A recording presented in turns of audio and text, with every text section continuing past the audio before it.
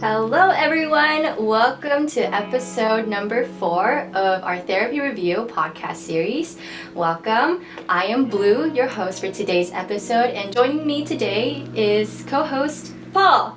Hi Paul. Hi Blue, hi everyone. Thank you for making the time to watch our show. If you like the content, if you like the topics and what we shared on our videos, feel free to leave us a DM or comment below, and so that we can improve but also have some content and be able to be more realistic and relevant to your concern. Yes, so what is the topic for today, Paul? Today's topic is one that is very sensitive.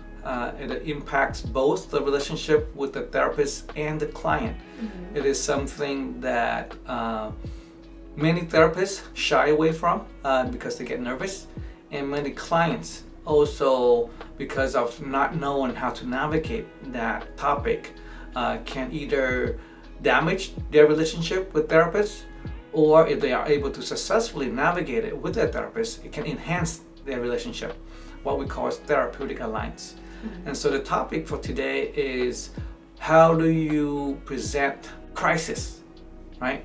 Situations in therapy, whether the clients or whether the therapist will contact 911, the police, or the local crisis response team because you share something about a situation or about yourself. Yeah. So in therapy, as a mandated reporter, there are 3 circumstances in which we are required by law to breach confidentiality. One is where there's a danger to self or other. Mm-hmm.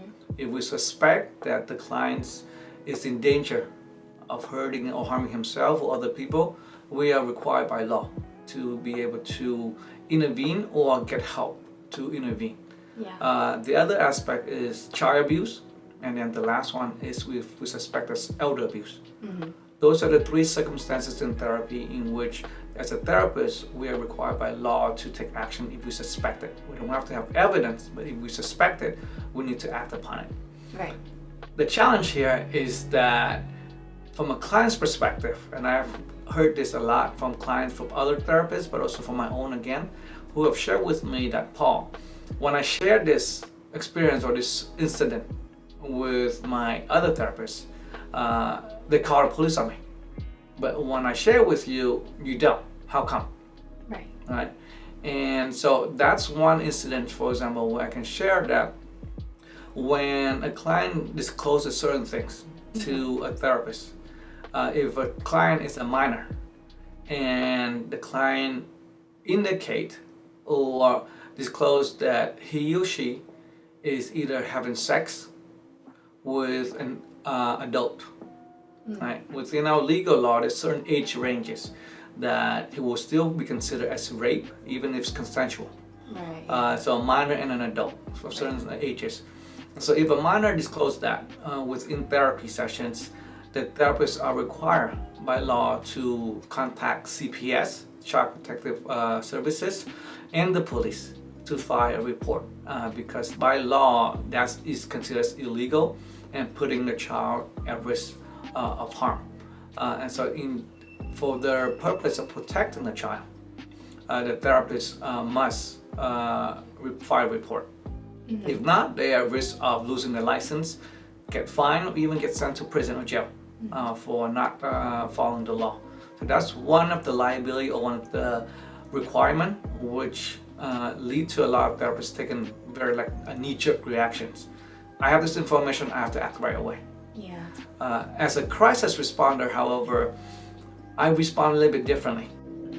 How do you respond? Not many therapists are comfortable with crisis situation, right? Because in a crisis, it rings all the alarms, right? All the bells of someone's in danger. I have to act right away. Yeah. It's imminent risk. As a crisis responder for 16 years, working both with law enforcement and as a psychiatric first responder going in the field to respond to crisis, I often take my time to try to understand the situation, try to help the client navigate and process through that crisis, because within the law, within the 5150 law, there is a requirement in the statute of the law that states that the therapists or the clinicians need to exhaust all of the efforts to be able to intervene and de-escalate before considering the most restrictive ways of intervention. And so when we look at the spectrum of interventions, therapy, right, is one of the least restrictive means. Yeah. Hospitalizations or jail, where the person's civil rights taken away, they are forced involuntarily to be admitted into a hospital, for example. That is the most restrictive way. That is the most restrictive. Right? And so within the law of considering the least restrictive means to intervene, then that is interpreted as a therapist or first responder to do their due diligence and exhaust all the efforts to de-escalate and intervene.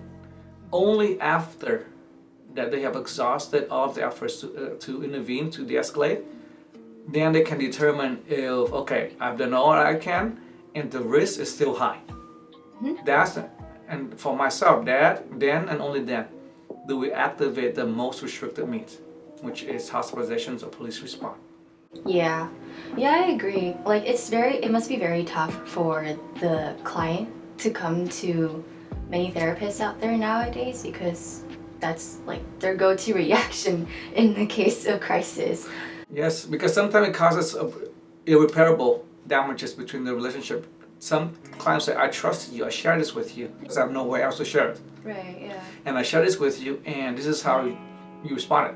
You hospitalized me, or you called the police to my house, and my whole family is aware of it.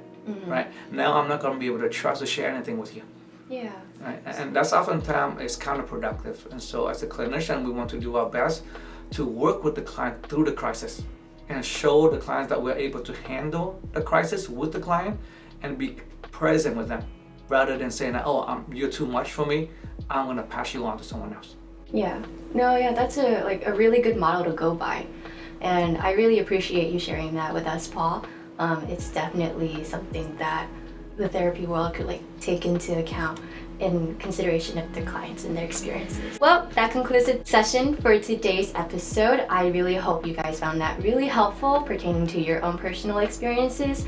Yes, so this is a very sensitive topic, very challenging topics for many people, both the clients as well as for the therapists as well.